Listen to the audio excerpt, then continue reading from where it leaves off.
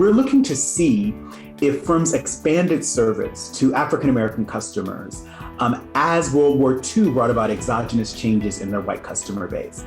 And we find that white casualties are plausibly causally related to more Green Book establishments after the end of the war. Would market responses have led to the end of racial discrimination, say, without a 1964 Civil Rights Act? We take the digitized records of the Green Books over their life, and we geocode all of the individual establishments. After World War II, it was followed by a period of increased access to non-discriminatory businesses for African Americans. And we argue that it's causally related to white casualties in World War II. And in the end, our results really tell us that you had to have federal intervention to ban discrimination in public accommodation.